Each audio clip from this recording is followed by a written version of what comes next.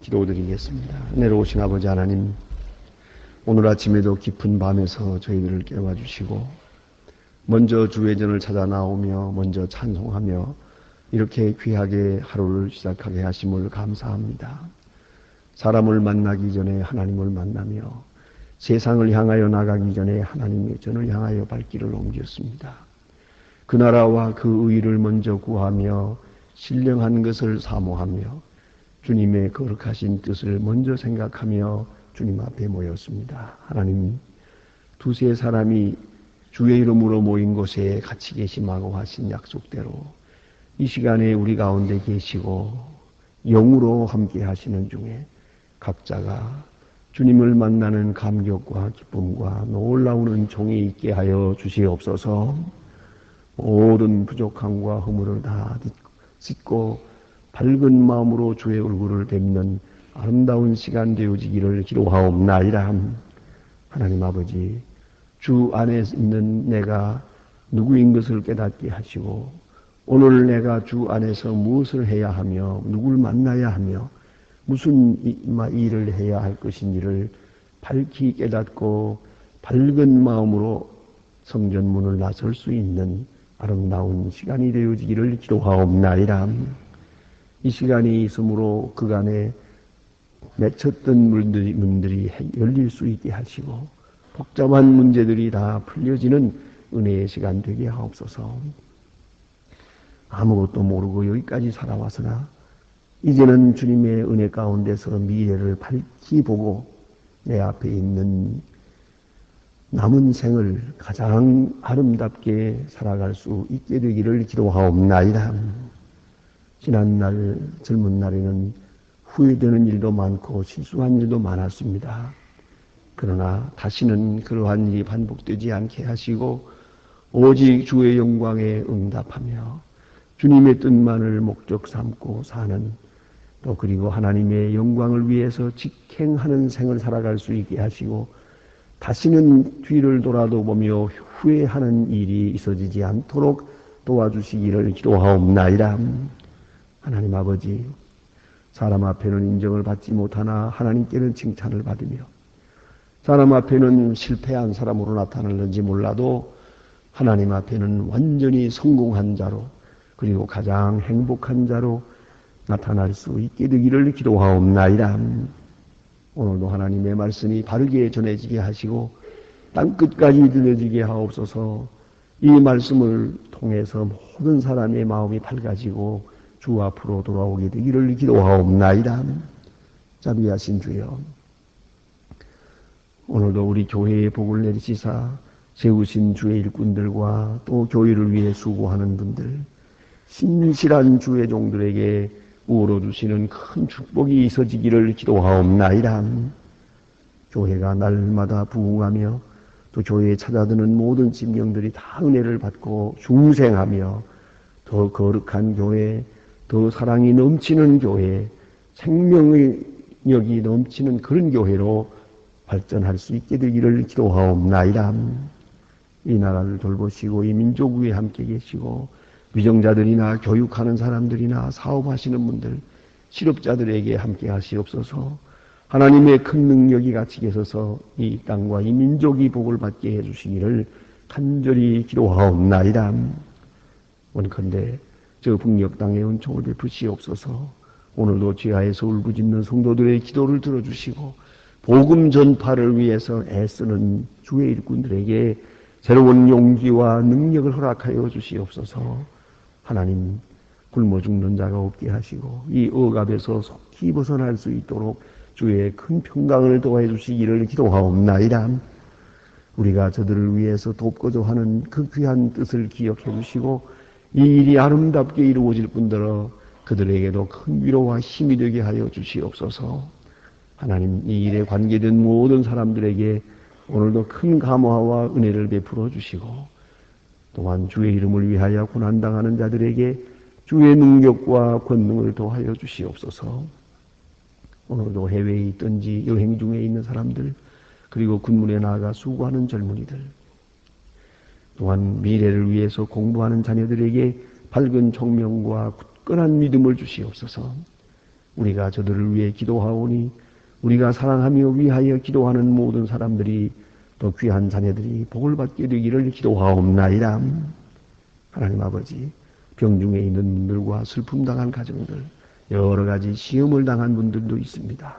하나하나 돌보시고 새로운 용기와 능력과 권세를 더하시옵소서. 주여, 이 날이 복되게 하시고 좋은 소식을 전하며 아름다운 일들을 경영할 수 있게 하옵소서. 주 예수 그리스도의 이름으로 기도드립니다. 아멘. 하나님의 말씀 계속해서 잠언 17장 보겠습니다. 잠언 17장입니다. 잠언 17장 오늘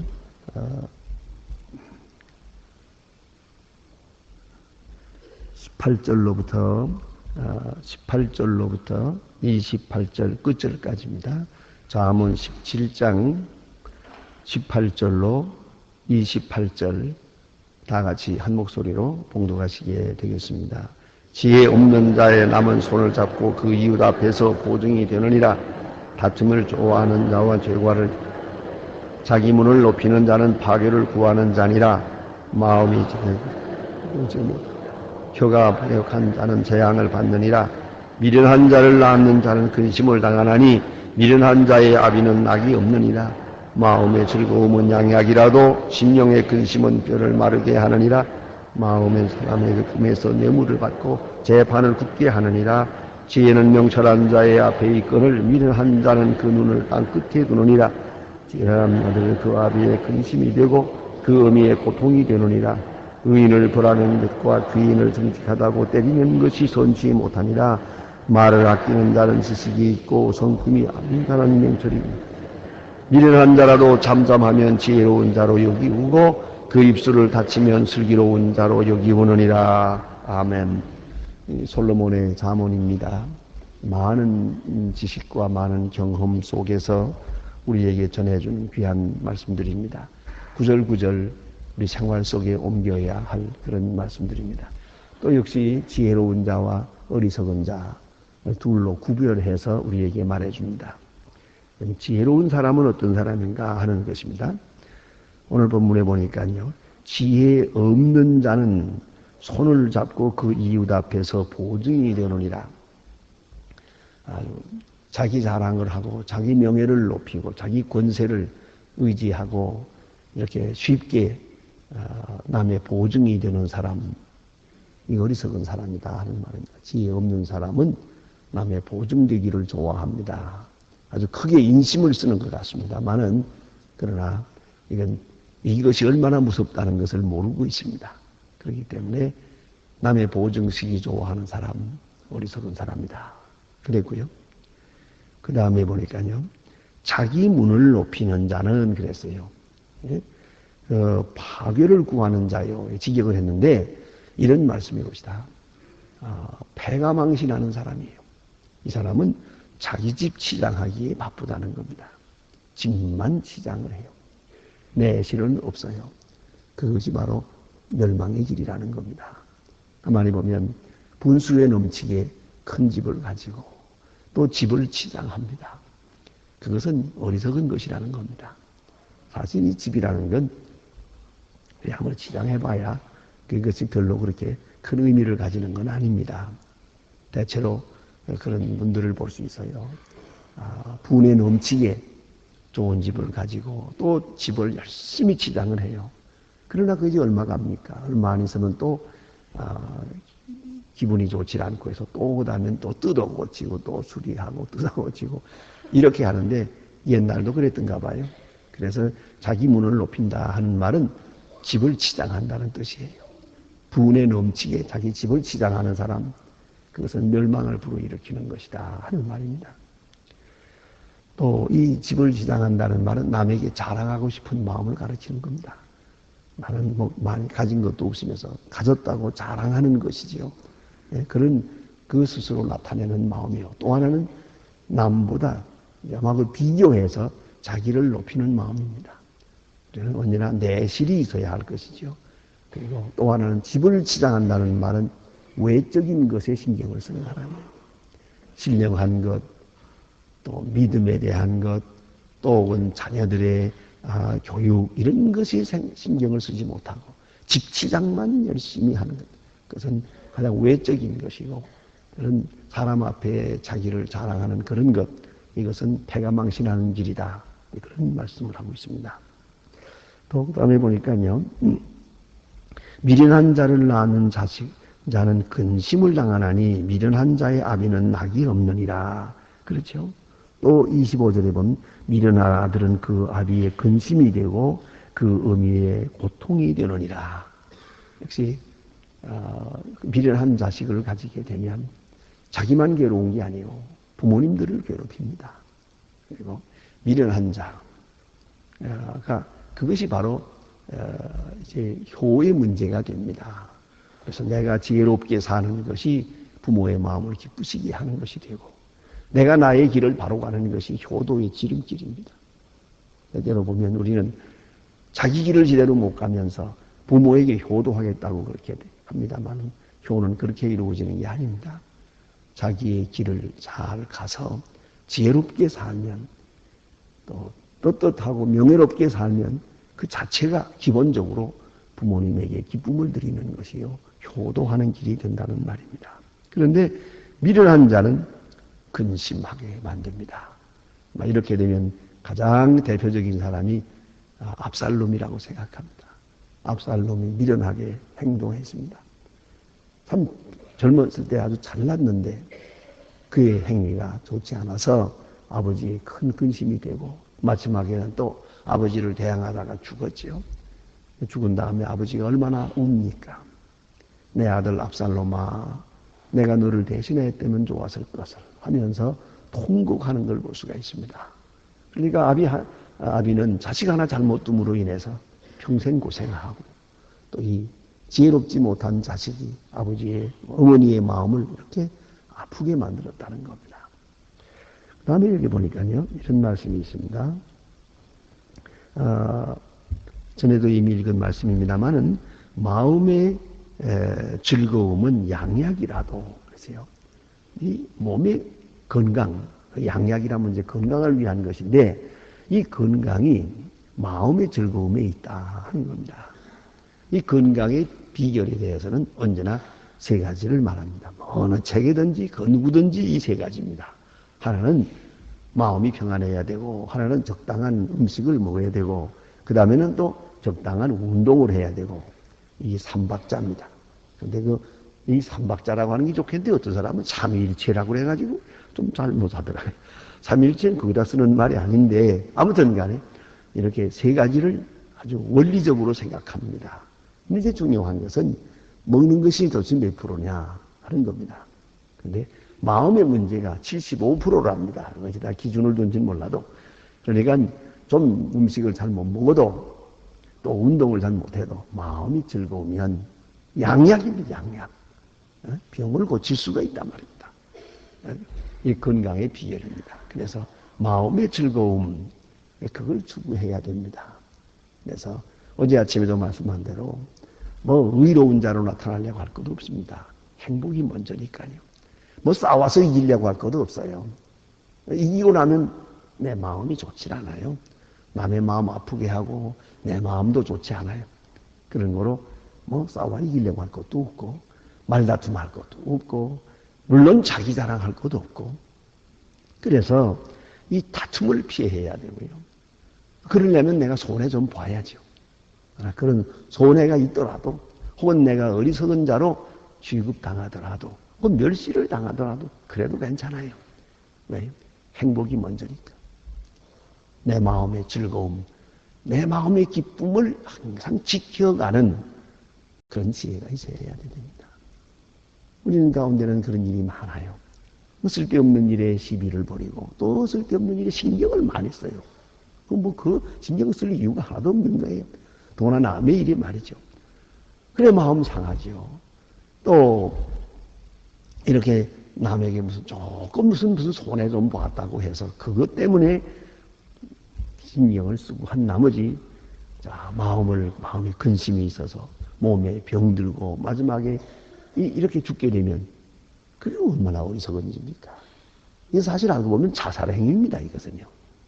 자기 마음을 다스리지 못해서 이게 스트레스를 받고 스트레스에만 지쳐서 내가 쓰러지게 된다 하면은 이것은 큰 문제일 것이다. 그런 거로 깊이 생각해야 합니다. 예? 심령의 근심은 뼈로 마르게 하느니라 그랬어요. 그러니까 우리 마음을 다스리는 것, 마음의 즐거움이 어떤 일로 인해서 침해되지 않도록 어떤 근심으로 인해서 잠을 못 잔다든가 여기까지 가서는 안 되는 것이에요. 그래서 에베소서에 보면 그런 말씀이 있죠. 분한 일이 있어도 해지도록 품지 마라 그랬어요. 해진다는 말은 다음 날을 말하는 겁니다. 지구리 사람들의 관념으로서는 해가 지면 다음 날입니다. 아침 하루의 시작이 저녁입니다. 그러니까 해지도록 품지 마라 하는 말은 다음 날까지 끌고 가지 마라. 그날의 괴로움은 그날의 족합니다. 그래서 걱정할 일이 있으면 그날까지만 합시다. 내가 어떤 분에게는 이렇게 권하기도 합니다. 그 문제로 인하여 얼마 동안 근심해 왔어 하고 물으니까 뭐 몇 년 걸렸다고도 하고 몇 달 걸렸다고도 해요. 자, 이제 그만하고 몇 월 며칠 몇 시까지만 이렇게 써놓으라고 여기다가 몇 시까지만 하고 그 다음에 걱정 안 하기로. 자기 마음을 자기가 다스릴 수 있어야 합니다. 그런데 어쨌든 중요한 것은 근심을 하게 되면 뼈를 마르게 하고 즐겁게 살면 그것은 양약이 되느니라. 설사 병에 걸렸더라도 나을 수가 있다. 이 건강의 비결입니다. 또 그 다음에 보니까요. 재미있는 말씀이 여기 몇 곳 있습니다. 24절 보면 이렇습니다. 지혜는 명철한 자의 앞에 있거늘 미련한 자의 눈은 땅 끝에 두느니라. 진정하니까 이렇게 되는데요. 내용은 무슨 말인가 하니 지혜는 언제나 명철한 자의 눈 앞에 있어요. 눈 앞에, 바로 앞에. 언제나 눈 앞에 있어요. 지혜는 멀리 있는 게 아니에요. 이 깨닫기만 하면은 다 지혜예요. 모든 이치가. 그런데 미련한 자는 지혜가 멀리 있는 줄, 땅 끝에 있는 줄 알아요. 그래서 항상 어리석음 속에서 살아가는 거죠. 그게 바로 이유였습니다. 지혜란 멀리 있는 게 아니에요. 마음문을 열면 다 보입니다. 다 지혜로 들립니다. 예? 절대로 멀리 있는 게 아니에요. 눈 밖에 나서서 보는 것, 듣는 것 전부 속에 그쪽에 지혜가 있습니다. 여기서 우리는 알아야 합니다. 보다 더 신령한 사람은 보다 더 많은 것을 듣습니다. 많은 것을 봅니다. 여러분 똑같은 책을 읽었습니다. 똑같은 사건을 보았습니다. 어떻습니까? 어떤 사람은 똑같은 사건 책을 보고도 뭐 많은 것을 깨달았어요. 그런가 하면 어떤 사람은 아무리 보아도 깨닫는 건 아무것도 없어요. 그와 같아요. 지혜로운 자는 바로 눈앞에서 보고 듣는 것, 이 속에서 계속 지혜를 얻어가요. 어리석은 사람은 지혜는 땅 끝에 있다고 생각을 해요. 지혜를 전혀 들을 수 없는 그런 사람이 된다 하는 말입니다. 그 다음에 보니 여기 마지막에 재미있는 말씀이 하나 더 있습니다. 27절입니다. 말을 아끼는 자는 지식이 있고 성품이 안전한 자는 명철이 있느니라. 성품이 안전할 뿐만 아니라 말을 아끼는 것. 이것은 야고보서에 누누이 말씀하지 않습니까? 듣기는 속히 하고 말하기는 더디하라. 한 번 더 생각하고 말해야죠. 몇 번 더 생각해야죠. 적어도 3가지를 생각해야 한다고 합니다. 하나님 말을 하려면 첫째, 이건 내가 해야 될 말인가 아닌가 그걸 생각해야 됩니다. 내가 해야 될 말인가 해서 아니 될 말인가 그걸 생각해야 되고요. 두 번째는 이것이 정확한 얘기인가 아니면 이거 내가 거짓말에 말려들고 있지 않는가 그 생각을 해야 되고요. 세 번째 말은 하나님 앞에서 내가 이것이 정직한가 그리고 이 결과가 어떻게 될 것인가 그 생각을 해야 됩니다. 후속 결과를 생각지 않고 말하는 것은 미련한 것입니다. 하나님 앞에서 말해야 돼요. 왜? 나는 사람에게 말하지만 듣기는 하나님이 들으십니다. 그 점을 꼭 잊지 말아야 합니다. 내가 하는 말, 어떤 말이든지 다 하나님이 들으십니다. 원망하는 말도 하나님이 들으십니다. 기도도 혹은 원망도 저주도 다 말입니다. 이 말에 엄청난 위력이 있는 것입니다. 그렇기 때문에 내가 해야 될 말인가? 이것이 참말인가? 그 결과는 어떻게 될 것인가? 하나님 앞에서 다 생각하고 말할 것입니다. 그러니까 조금 지체됩니다. 너무 서두를 것도 없어요. 말 빨리 해서 이로운 거 하나도 없습니다. 그래서 말을 아낀다 그 말입니다. 특별히 저는 그 생각합니다. 자녀들에게 하는 말 아껴야 된다고 생각합니다. 언젠가 그런 생각했습니다. 저 말씀드린 것 같습니다만은 제가 인천에서 목회할 때 그런 사람을 보았어요. 대학 예비 입시를 하는데 얘가 예비고사 시험을 보았어요. 그런데도 불구하고 부모가 어머니가요, 너가 몇 점 맞았느냐 물어보지를 못했어요. 지금 또 대학에 입학 원서를 내게 됐는데 너 어느 대학에 갈래? 그것도 물어보지를 못했어요. 그리고 나한테 물어봐요. 좀 물어봐 주세요. 그럼 왜 그러니까 너 성적이 좋지 않으면 그거 말할 때 마음 아플까 봐. 어느 대학 갈래? 그럴 때에 아니 뭐 1, 2대학 갑니다. 그러면 좋겠지만 내가 그 성적이 나빠서 1, 2대학 못 가고 2, 3류 대학을 지목하게 될 때 그 말하면서 마음 아플까 봐. 못 물어봤대요. 아직까지도 못 물어봤대요. 자, 그 어머니가 훌륭한 어머니예요. 말을 아끼고 있어요. 듣는 자의 그 마음을 생각하고 있어요. 그 자녀의 마음이지만 혹시라도 마음 상하면 어떡할까 생각한 나머지 여기까지 온 거예요. 이것이 지혜예요. 우리는 함부로 말합니다. 아무렇게나 말합니다. 내 자식인데 어떠냐? 어떻다니요. 이 말 한마디가 사람 일생을 망치기도 하고 사람 죽이고 살리고 합니다요. 더구나 어린아이들은요. 어머니의 말 한마디가 얼마나 중요한지 모릅니다. 그런데 함부로 얘기를 합니다. 어느 대학 가냐? 그걸 대학이라고 가냐? 또 그러지. 또 그 다음에는 그거 못할 바이냐? 나가 죽어라. 그러질 않나. 여지까지 공부해서 그 결과가 그것뿐이냐? 자, 이렇게 말하고 나면 얘가 어디로 가겠습니까? 참으로 어려웁니다. 말을 여기 보니 아끼라 그랬어요. 또 하나 있어요. 아낀다는 말은 수적으로도 아껴야 돼요. 3마디 할 말 한마디로. 10마디 할 것은 딱 한마디로 줄여서 깊이 생각해서 지혜롭게 말해야 된다는 말이죠. 중요하고요. 그 다음 말씀은 너무나 재미있는 말입니다. 이런 말이 있잖아요. 잠잠하면 지혜로운 자로 여기고 그러세요. 말 안 하고 가만히 있으면 몰라서 말 안 해도 지혜가 있어서 말 안 하는 줄 알아요. 우선 자관, 그래요. 이건 전 사투리인데요. 왜 여기서는 바보라는 말을 하지만, 제 고향에서는 반편이라는 말을 알아들으세요? 반편. 그런 말이 있어요, 반편. 그래서는 남의 반편. 그래요. 남의 반편은 말이 없어서 성자 취급을 받는데, 우리 집 반편은 떠들어서 집안 망신까지 시킨다고 그래요. 그래요. 사실은 여러분 말 안 하고 가만히만 있어 보세요. 그것만 가지고 50%는 성자가 됩니다. 그래서 무슨 말 하거든 빙글빙글 웃기만 하세요. 그러면 돼요. 그거 간단하잖아요. 괜히 말창기를 했다가 집안 망신까지 시키고 앉았잖아요. 심지어 어떤 데는 조상 망신까지 시켜요. 어느 집 자식이야 저거. 저 잘못 가르쳤구만. 가정교육이 잘못됐구만. 이래야 된다니까요. 조상망신까지 시킨다니까요. 그러니까 이거 말이라는 참 중요한 거예요. 그런데 우선 말은 삼가야 될 뿐만 아니라 여기 보니 아끼기도 하고 생각을 많이 해야 됩니다. 그런데 가장 쉬운 방법은 말 안 하면 돼요. 그죠?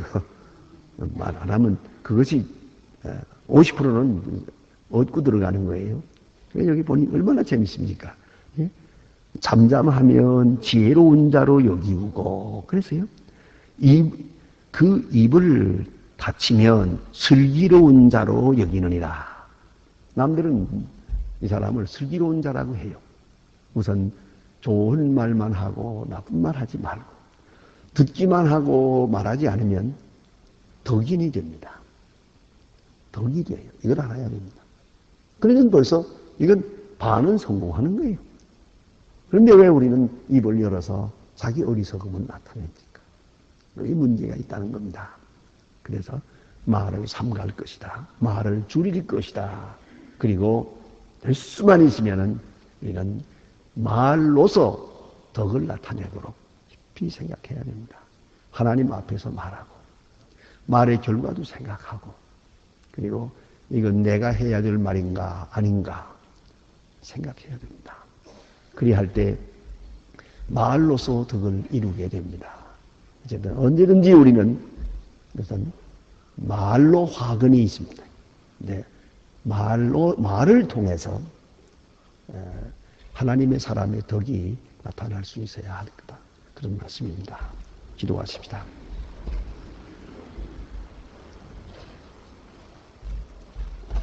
하늘에 계신 우리 아버지시여 이름이 거룩히 여김을 받으시오며 나라의 마옵소서 그것이 하늘에서 이룬 것 같이 땅에서도 이루어지이다. 오늘날 우리에게 일용할 양식을 주옵소서. 우리가 우리에게 죄 지은 자를 사하여 준 것 같이 우리 죄를 사하여 우리를 시험에 들게 하지 마옵소서. 다만 악에서 구하옵소서. 내 나라와 권세와 영광이 아버지께 영원히 싸움나이다. 아멘. 자유로이 기도하시다가 돌아가시겠습니다.